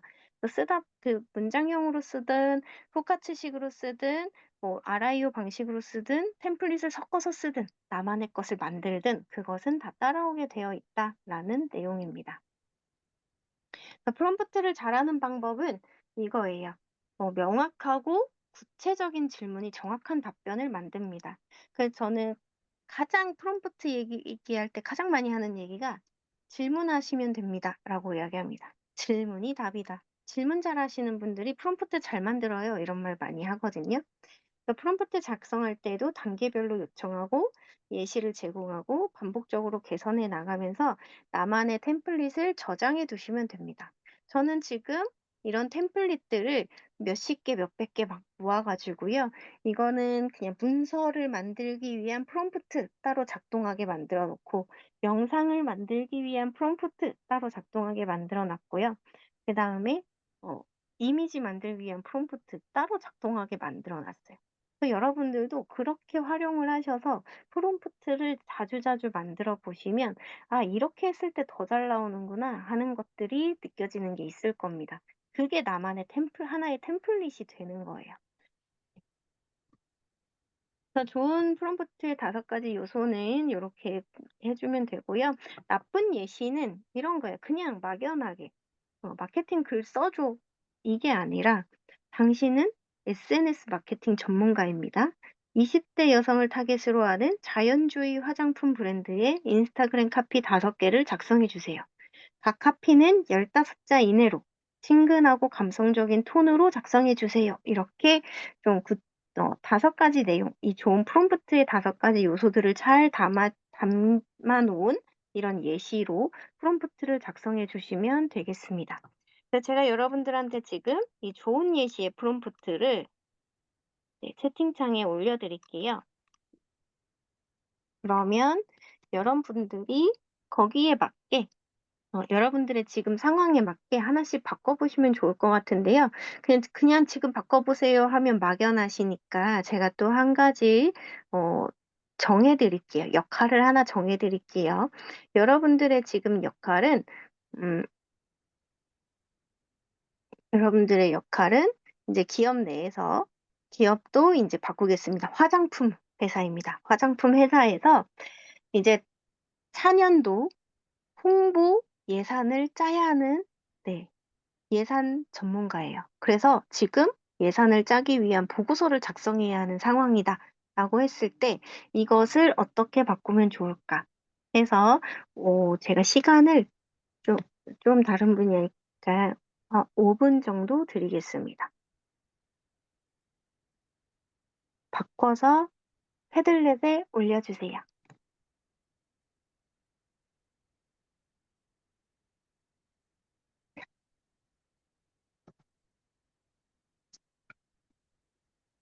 지금 제가 채팅창에 올려드린 프롬프트의 내용을 마케팅 예산을 짜는 보고서 작성으로 바꿔주시면 됩니다.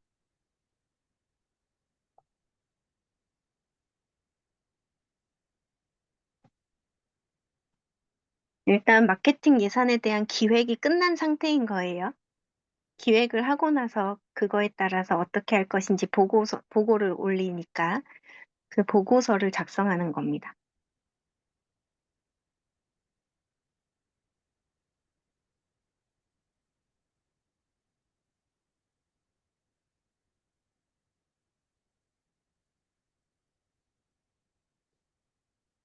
시간은 38분까지 드리겠습니다.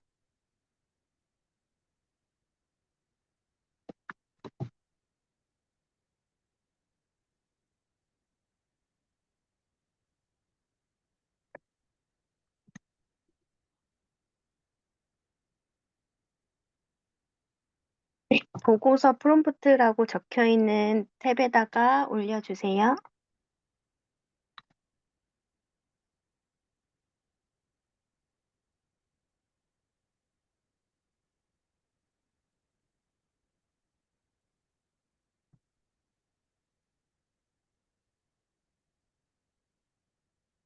아니, 제가 드린 이 프롬프트를요, 이 프롬프트를, 보고서, 예산 기획을 하는 사람의 입장에서 보고서 작성하는 프롬프트로 바꿔달라는 얘기예요. 프롬프트를 만드시란 얘기예요. 보고서를 작성하는 게 아니라 프롬프트를 만드시는 겁니다. 네.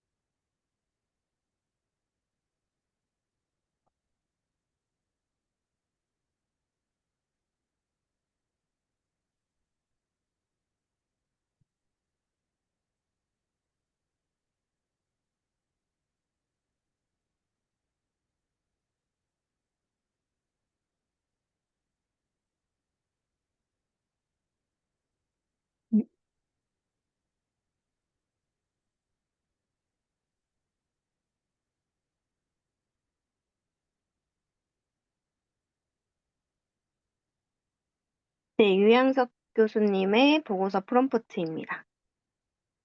네, RIO 방식을 선택해서 하신 것 같고요. 마케팅 목표와 예산 배분 전략, 그래서 실행 로드맵, 그리고 최종 보고서는 경영진이 빠르게 파악할 수 있는 요약본이 들어가야 되고, 시장 및 경쟁사 분석 자료와 4년도 마케팅 목표와 전략, 구체적인 예산안, ROI 및 기대 성과, 이런 것들이 쭉 들어가야 한다라는 겁니다. 네. 그리고 한 가지 팁을 더 드리면, 여기 이렇게 ROI 및 기대 성과 이런 식으로 나오잖아요. 그러면 ROI가 뭔지 알고 가셔야 돼요. 본인이 이제 프롬프트를 막 열심히 짜갔어요. 근데 프롬프트 안에 있는 내용을 설명할 수 없으면 안 됩니다. 그래서 ROI가 나왔다. 그럼 ROI가 무슨 뜻이지? KPI는 무슨 뜻이지? 이 정도는 좀 알고 메모라도 좀 해놓고 가시는 것이 하나의 팁입니다. 다음에 최소은 교수님. 네네. 네, 감사합니다. 그래서 여기 SNS 마케팅 전문가입니다. 지침은 예산 보고서를 작성하세요. 단순한 수치 나열이 아니라 감성적이고 친근하게 다가갈 수 있는 카피 문구 형식으로. 네. 요거는 마케팅을 하는 사람으로서 적은 것 같아요. 마케팅을 하는 입장에서. 마케팅 예산을 작성하는 사람하고는 조금 맞지 않는 것 같습니다. 여기 보시면 카피 문구 같은 거는 조금 내용하고는 좀 먼 것 같아요. 카피 문구 작성이라는 부분이. 그리고 김종태 교수님 거 한번 볼게요.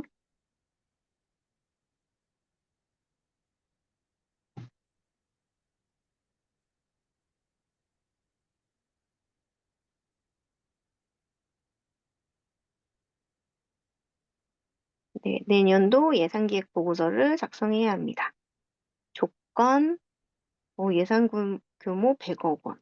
그래서 인건비, 마케팅비, 연구개발비, 운영비까지 해서 보고서의 형식도 잘 해주셨고요.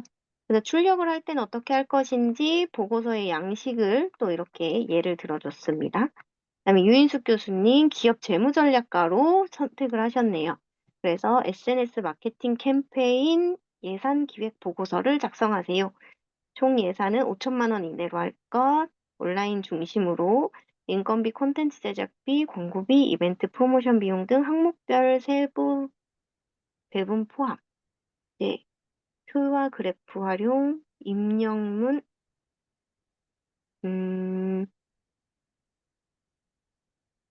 네. 입력문에 들어가는 내용이 약간 마케팅을 지금 실제로 하는 사람의 내용인 것 같습니다. 그래서, 네, 이것도 좋은데, 여기에다 조금 더 구체적인 예산안에 대한 내용이 조금 더 들어가면 어땠을까 하는 생각이 드네요. 최동진 교수님, 홍보 예산기획 담당자입니다. 이에 대한 실행 계획이 포함된 상세 문서 보고서를 임원 보고용 PPT 슬라이드 요약본으로 작성해 주세요. 네, 좋습니다. 요렇게 하고 여기에다가 이제 실무 실행 계획이 위로 올라가 있으면 좋겠죠. 첨부 파일로. 아니면 예산에 대한 그 내용이라든지 무언가가 하나 첨부 파일로 들어가면 요 정도만 써도 굉장히 좋게 나올 겁니다. 네, 그래서 여기 이렇게까지 쭉, 네. 네, 박창하 교수님 이렇게 적어주셨네요. 예산 보고서 작성가입니다. 라고 하고 지침, 제약 조건, 입력문, 출력문 이렇게 똑같이식 방식으로 작성해 주셨습니다. 네, 변은주 교수님도 예산기획 보고서를 작성하세요 해서 목표 기간, 보고서 구성이랑 출력은 어떻게 할 것인지, 그리고 작성의 규칙, 사용 팁. 이거 그냥 AI에서 나온 답변 그대로 가져오신 것 같아요. 이런 건 제외해 주셔야 됩니다. AI로 우리가 그 강의 그 안도 많이 만들잖아요. 근데 저도 많이 만들거든요. 근데 저는 최대한 티를 내지 않으려고 노력을 하는 편이에요. 그러니까 나와 있는 구조를 그대로 쓰거나 답변을 그대로 가져다 붙이더라도 제가 고칠 수 있는 부분은 최대한 고치고 글자 크기라도 바꾸고 뭔가 인제 '아 저거 AI로 만들었네.' 하는 티를 안 내려고 하는 게 '우리의 최소한의 노력이 아닐까.'라고 저는 생각을 하거든요. 그래서 이런 부분들은 네. 이런 부분들은 없애 주셔야 됩니다. 여기에다 답변을 올리실 때 물론 지금 수강생의 입장이니까 뭐 제가 말씀을 드리는 거예요. 아 이런 거를 할 때 강의안을 만들 때 "이게 들어가 있다?" 그러면 사람들이 대번에 의심하겠죠. '이건 뭐지?' 할 거란 말이에요. 그래서 요거는 어 좀 이런 부분들은 잘 제거를 해 주셔야 됩니다. 왜냐면 제가 대학원도 지금 다니고 있는데요. 저처럼 AI를 강의하시는 분이 같은 과에 계신데 같이 수업을 듣는데 발표 자료를 AI로 한 거예요. 그런데 본인이 그 내용을 잘 몰라. 근데 그리고 AI로 그냥 만들어 갖고 와 가지고 그 자리에서 그냥 하려고 하다 보니까 어 말도 본인이 강사라고 소개를 했음에도 불구하고 어 되게 좀 뭔가 '잘 모르고서 그냥 말하고 있구나.'라는 느낌을 다른 사람들도 많이 받아서 저한테 물어보더라고요. "저것도 AI로 만든 거예요?" 하고. 근데 그러면 안 되잖아요. 그죠? 그래서 예 저는 최대한 티 내지 말라고 이야기합니다. 물론 굉장히 AI가 정말 정교하게 잘 만들어 줄 때가 있거든요. 그래도 쪼끔 수정하시라고 저는 말씀을 드리고 싶어요. 우리가 AI 강사고 AI를 전문적으로 활용을 하고 있지만 그래도 강의를 준비해 나가는 입장에서는 '최소한의 노력은 해야 하지 않나.'라는 게 저의 생각입니다. 물론 저하고 다른 생각을 갖고 계신 분도 있을 수 있지만 저의 생각을 한번 말씀드려 봤습니다. 네. 역시 유양석 교수님 제가 한마디 했더니 이렇게 용어까지 또 정리해서 알려주셨네요. 요 용어들을요. 제가 패들렛에도 같이 공유할 수 있도록 올려 놓을게요. 네. 그리고 우리 유인숙 교수님도 너무 잘해 주셨습니다. 네. 입력문을 요렇게 바꿔서 잘하셨어요. 네. 네. 유인수 교수님이 방금 수정하신 거죠? 이렇게? 네. 좋습니다. 잘하셨고요. 여기 프롬프트 가이드에다가 잘하셨어요. 이런 식으로 수정하시면 됩니다. 우리 유양석 교수님이 올려주신 요 용어 마케팅 보고서 용어 정리 제가 여기다 올릴게요. 네. 같이 보시고 하셨으면 좋겠어요. 왜냐면 용어도 모르면서 그냥 막 설명하시면 안 되잖아요. 그쵸? 특히나 내가 잘 모르는 분야의 강의를 나갈 때에는요. 프롬프트에 내가 모르는 단어가 있는지 꼭 확인하셔야 돼요. 그러면 그분들이 오히려 저한테 질문할 수도 있어요. "저게 무슨 뜻인지 알아요?" 이렇게 하시는 경우도 가끔 있거든요. 근데 그럴 때 막히면 안 돼요. 그럴 때 '이 흐름상 이거겠다.'라고 정도만이라도 얘기를 할 수 있어야 돼요. 네. 그래서 저는 인제 제가 저는 이 '통신사라는 분야를 잘 안다.'라고 생각을 했는데 우리가 통신사라고 생각하면 핸드폰이나 인터넷, 전화 딱 요 정도만 생각을 하잖아요. 그런데 그 외적으로도 굉장히 많거든요. 근데 그거를 제가 강의를 나가면서 준비하면서 '아 통신회사가 이런 일도 하는구나.'라는 걸 알게 된 분야들이 굉장히 많아요. 그래서 저는 기업 강의 나갈 때마다 그런 조사도 하지만 용어에 대한 공부들도 그 이전에 좀 필수적으로 하고 가는 편입니다. 그래서 여러분들도 그 정도의 노력은 좀 강의를 많이 하실 거라면 그 정도는 좀 하시는 게 좋을 거다라는 것을 그냥 팁으로 말씀을 드립니다. 네. 그리고 다시 한번 말씀드리지만 제가 하는 말이 200% 정답은 아니다. 하지만 제가 강의하면서 도움이 됐던 부분들을 말씀드리는 거다. 그러니까 저희 경험을 공유하는 거다 정도로만 이해를 해주시면 되겠습니다.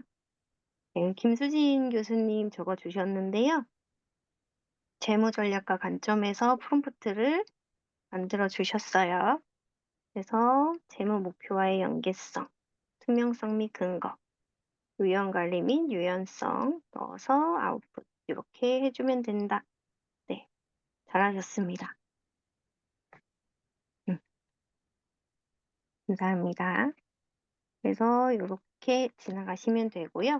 사실 제가 아까도 말씀을 드렸지만 항상 프롬프트는 질문으로 하라고, 네, 질문이 정말 중요하다라고 말씀을 드리죠. 그리고 제가 여러분하고 강의할 때도 마찬가지입니다.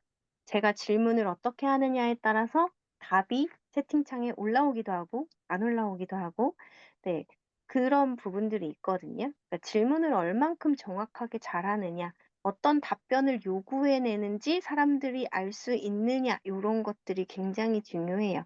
그래서 챗GPT한테도 질문을 하시면 됩니다. 내가 잘 모를 때에는 너 뭐 할 수 있니? 라고 물어보시면 돼요. 너 사업계획서 작성할 수 있니?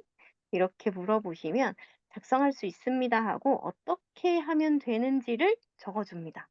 그러면 1번은 뭐고, 2번은 뭐고, 3번은 뭐고, 4번은 뭐고 하면서 쭉쭉쭉쭉 답변만 해주면 거기에 맞는, 네, 그 사업 계획서를 작성해 줘요. 자, 그다음에 이 질문에 대한 답변을 토대로 목적과 배경을 설정해 주고 이렇게 답변을 해 주고요. 그럼 나는 뭐를 해야 되는데 내가 뭐를 해 줘야지만 네가 나한테 뭘 줄 수 있니? 잘 이해가 안 되실 것 같아서 바로 알려드리면 나는 지금 30초 자기소개를 해야 돼서 자기소개 스크립트가 필요한데 나의 어떤 정보를 알려줘야지 나한테 30초 자기소개 스크립트를 만들어줄 수 있나요? 라고 물어보는 거죠. 그러면 자기소개 스크립트를 작성하려면 이런 게 필요하다라는 것을 저한테 다시 알려주고요. 저는 여기에 대한 답변을 해주면 네, 자기소개 스크립트가 나오는 방식입니다. 그래서 이렇게 네, 제가 많이 활용하고 알려드리는 팁을 네, 공유했습니다. 혹시 질문 있으신가요?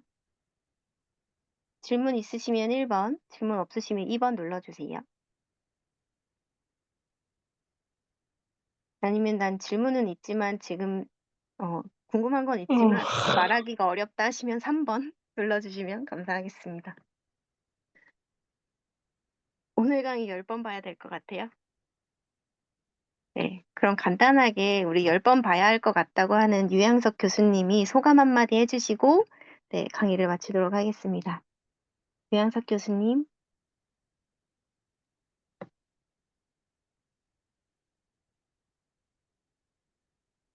소리가 안 들립니다.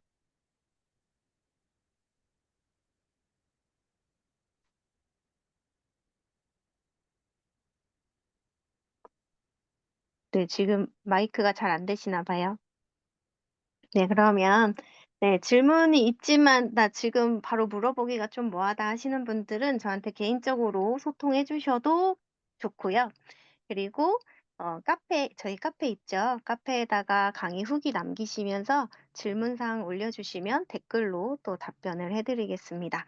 네, 너무 고생 많으셨고요. 저희 10분 쉬었다가 김숙명 교수님 강의로 이어서 네, 진행하도록 하겠습니다.